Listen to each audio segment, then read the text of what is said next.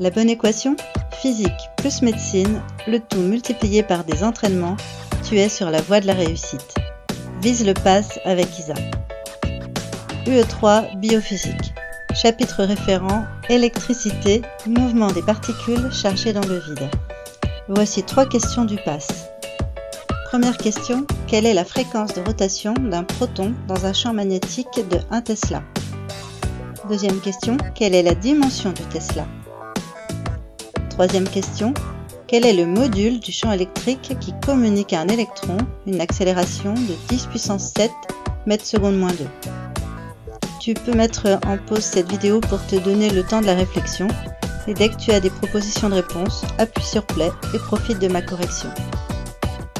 Premier exercice, quelle est la fréquence de rotation d'un proton dans un champ magnétique de 1 Tesla?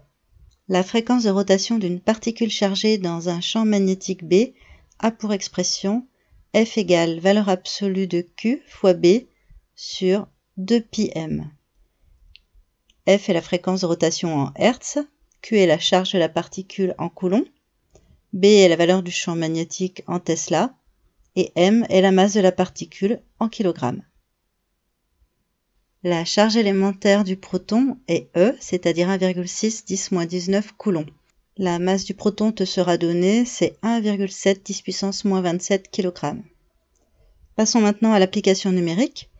F est donc égal à 1,6 10 puissance moins 19 fois 1, divisé par 2 fois 3, 14, fois 1,7 10 puissance moins 27.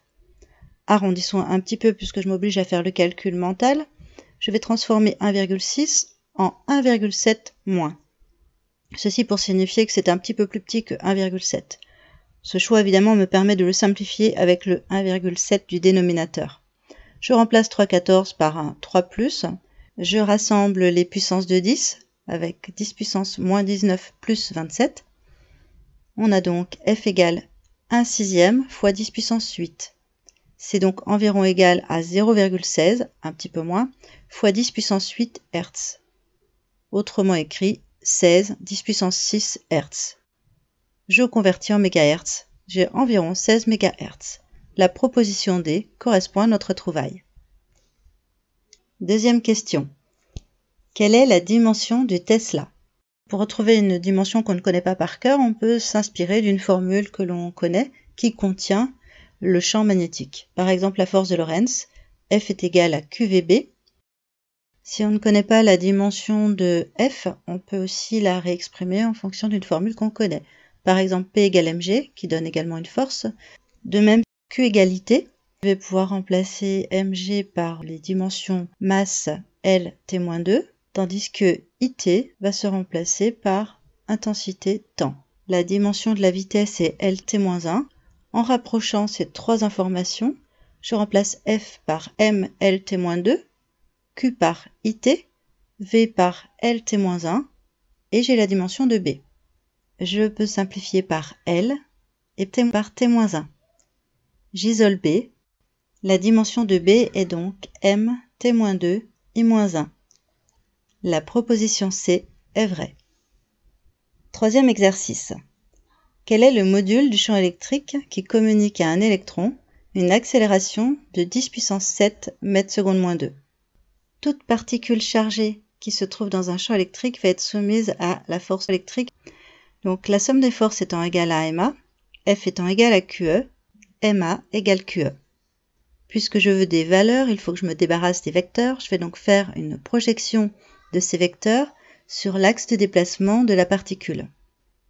J'obtiens MA égale valeur absolue de Q fois E. J'isole E. E est égal à MA divisé par valeur absolue de Q. Passons à l'application numérique. Je remplace la masse par 9,1 10 puissance moins 31, l'accélération par 10 puissance 7 et la charge de la particule par moins 1,6 10 moins 19 coulombs. Je vais simplifier 9,1 par 9 moins. Je remplace 1,6 par 3 demi plus. Je rassemble les puissances de 10, 10 puissance moins 31, plus 7, plus 19. Divisé par 3 demi, c'est multiplié par 2 tiers. Je simplifie par 3 en bas, 9 devient 3 au-dessus. Il me reste 3 fois 2, c'est-à-dire 6 moins 10 puissance moins 5. et nous sommes en volts par mètre. Il reste à opérer une conversion pour obtenir l'une des unités proposées. Donc 6-10-5 volts par mètre peut s'exprimer également en newton par coulomb. Pour retrouver cette unité, il suffit de prendre F égale QE, ça signifie que E égale F sur Q, F en newton, Q en coulomb, donc E s'exprime en newton par coulomb. Je réécris ma réponse pour obtenir 60 moins fois 10 puissance moins 6 newton par coulomb. La proposition E est vraie. Continue à t'entraîner avec ces autres questions issues des annales de première année de médecine. Si tu es bloqué par une question ou une incompréhension de cours, indique-le en commentaire. Si la vidéo t'a plu, tu peux la liker pour me remercier et la partager autour de toi. Tu peux également aller visionner une publicité sur Tipeee, Vise le Pass avec Isa.